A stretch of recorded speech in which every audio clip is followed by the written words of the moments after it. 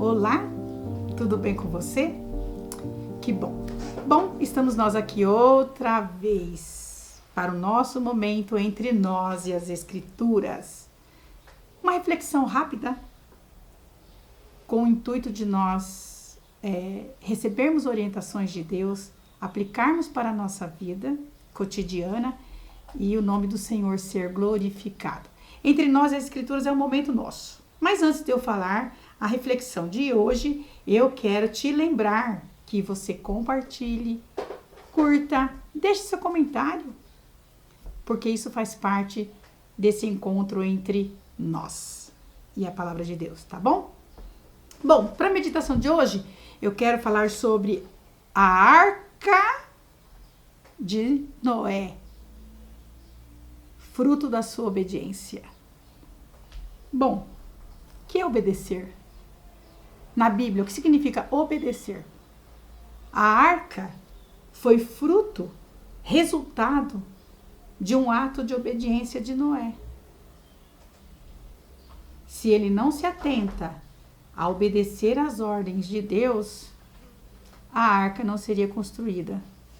Se a arca não fosse construída, a família de Noé não seria salva.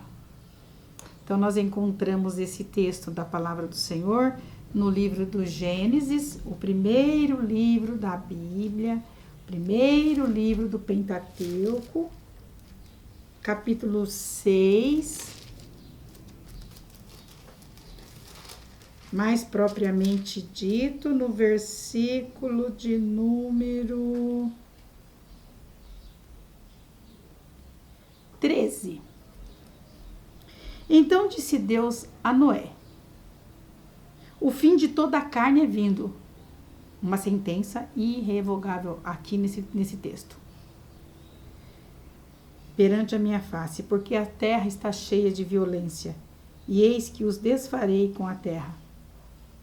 Contudo, Noé, fazei para você, fazei para ti, uma arca de madeira de gofer. Farás compartimento na arca, abetumarás por dentro e por fora.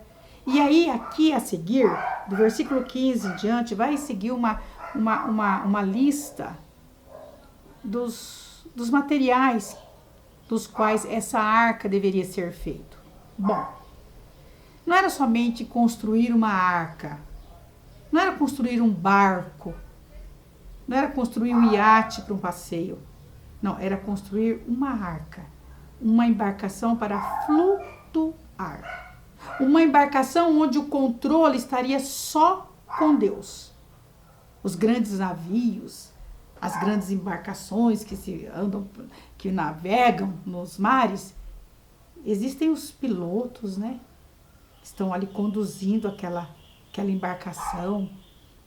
Mas no caso da arca, o controle estava totalmente com Deus. Ela só precisava flutuar. Para que uma arca tão grande, tão pesada, flutuasse, tinha que tudo estar na medida certa, do material certo, altura, comprimento, largura, como Deus havia descrito. Então, a arca, ela foi fruto da obediência. Isso é muito importante. Onde há obediência, há salvação, há livramento, há proteção. Então, essa é a reflexão para o nosso coração hoje, tá bom? Obedecer, submeter-se à vontade. De quem? De Deus. Obedecer, dar ouvidos a quem? À voz de Deus. O Noé, ou Noa, que o nome dele em hebraico é Noa, e significa repouso, descanso, conforto, ele pôde promover para a sua família, assim como o seu nome diz, repouso, descanso, conforto, no momento em que o dilúvio veio para destruir todo o homem da face da terra. Bom, a Bíblia possui muitas histórias lindas, mas a de Noé também faz parte dessas histórias lindas e traz uma lição muito linda para nós. Noé era quem? Noé era filho de Lameque. Noé era da linhagem de Sete, o último patriarca antediluviano. Interessante, né? Quem era seu pai? O Lameque. Lameque tinha 182 anos quando gerou Noé. E depois que ele gerou Noé, ele viveu mais 595 anos. Então, todos os dias de Lameque foram 777 anos. Está no livro do Gênesis, capítulo 5, versículo 29 e 30. Noé era da idade de 500 anos e gerou Sem, Cã e Jafé. E viveu quantos anos? 950 anos. Gênesis 9, 29. Olha que interessante. É um privilégio a gente ter essas informações a respeito de Noé, né? Não são todos os homens do Antigo Testamento que têm esse privilégio de serem assim, passado para nós parte da sua história. Essas coisas tão ricas que animam a gente, trazem fé para a gente. Pensa um homem, ele ter a idade de 500 anos para depois gerar os seus filhos. Interessante isso, né? Um homem que viveu 950 anos. Que privilégio, viu? Noé achou graça diante de Deus. A Bíblia diz que Noé achou graça diante de Deus. E quando Deus decide sentenciar a terra e destruir, Noé foi escolhido, comissionado a construir uma embarcação, que vocês conhecem, né? Uma embarcação gigantesca. Bom, qual era o objetivo específico dessa embarcação? Sobreviver a uma catástrofe global. Quantas pessoas foram salvas nessa catástrofe? 8 pessoas. Noé e mais 7 pessoas da sua família, né? O que causou, o que foi que da onde veio essa decisão do nosso Deus de destruir toda essa humanidade? Eu li com vocês agora há pouco o motivo, mas foi decorrência da progressão contínua da maldade do homem. Então, era uma maldade que crescia cada dia. E o Senhor, então, toma a decisão em destruir aquela geração de Noé, e foi uma sentença irreversível. Noé era um homem que desfrutava de uma comunhão íntima com Deus, tinha um caráter justo, íntegro e reto.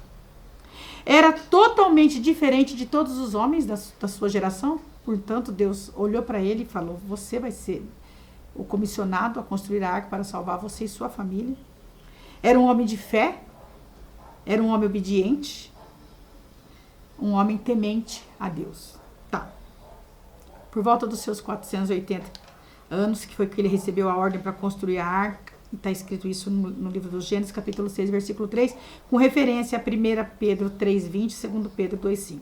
Bom, depois de 120 anos, Deus executou o juízo para com o restante dos homens, e o dilúvio veio na terra e destruiu todo mundo. A ordem foi dada com ela, a ordem da destruição, ela veio, mas antes que isso acontecesse, a arca já estava construída. Você sabe que a pessoa levar mais de 100 anos para construir uma arca? Gente, 100 anos não é 100 dias. E enquanto Noé e seus filhos trabalhavam na construção dessa arca, na busca dessas madeiras, nas medidas que tinham que ser certas, não tinha a tecnologia de hoje, as serras, as escadas, não tinha as parafusadeiras, não existia isso. Tudo tinha que ser do jeito que Deus mandou, mas com muito trabalho. Por isso que levou 100 anos aproximadamente.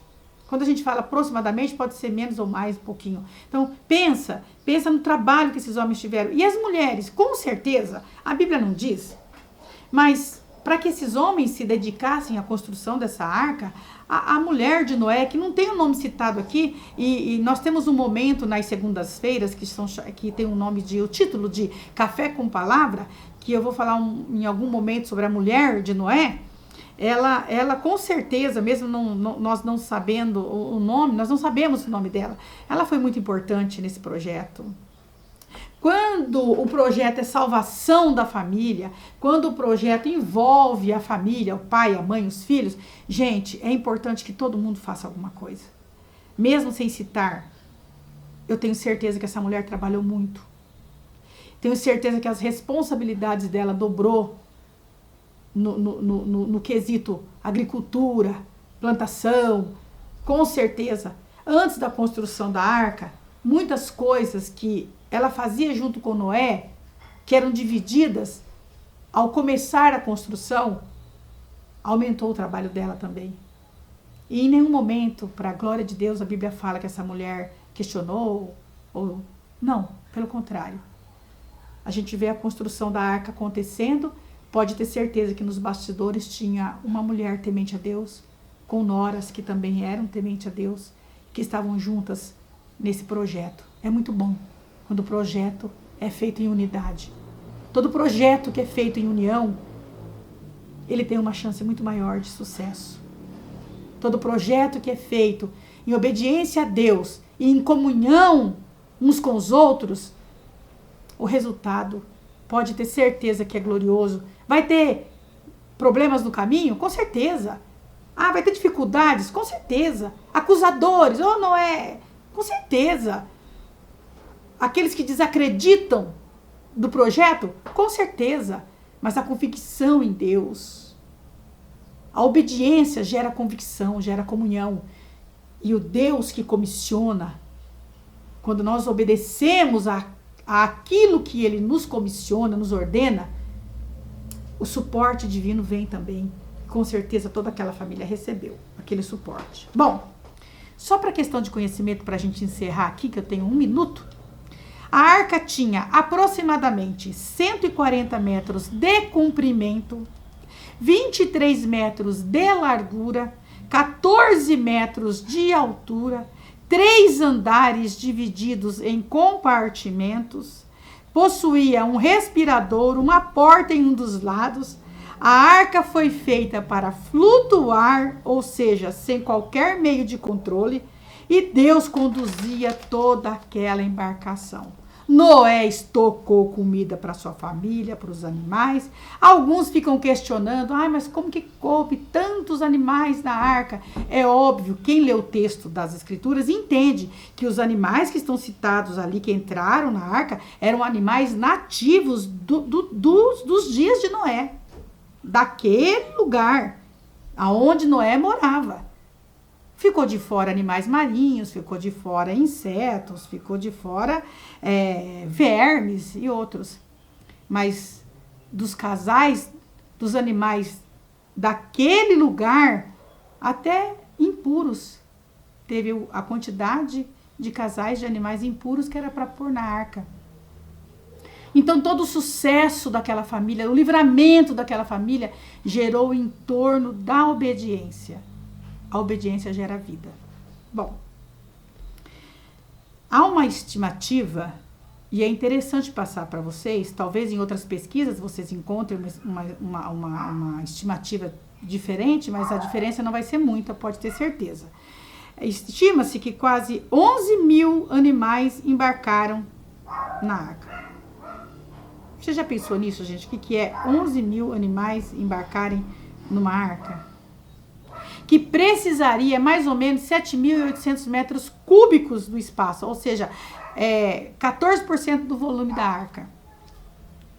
Olha como que Deus faz as coisas acontecerem. Precisava de tudo isso? Não tinha um jeito mais fácil de salvar Noé e sua família? Deus tem seus meios de trabalhar, suas formas de trabalhar. E quando Ele te der uma ordem, não questione. Senhor, mas não era mais fácil se eu fizesse assim? Senhor, mas por que eu tenho que fazer assim para que isso aconteça? Sendo que o Senhor pode fazer assim e tudo acontecer. O Senhor pode soprar e os inimigos morrerem. Por que eu tenho que fazer isso? Por que desse jeito? Nunca questione Deus. Todo processo tem um aprendizado, todo aprendizado tem um amadurecimento e todo amadurecimento tem seus resultados positivos na sua vida, na sua história. Pode ter certeza disso. Bom, essa arca poderia suportar a carga de 17 mil toneladas. Eles fizeram uma comparação de 2.430 elefantes africanos. Olha o poder. Como que uma embarcação poderia suportar tanto peso e não afundar? Porque as medidas foram dadas por Deus. Quando a estratégia é dada por Deus, quando as diretrizes, e aqui eu fecho minha palavra, quando você obedece às diretrizes de Deus, pode descansar o seu coração na vontade de Deus, Se nós quisermos vitória, quisermos ser salvos, se nós quisermos levar a nossa família para a arca, temos que obedecer às diretrizes de Deus. Faça o que Deus te ordenar. E o restante é com Ele. Que Deus te abençoe nessa reflexão de hoje. E até a próxima, se Deus quiser. Deus abençoe.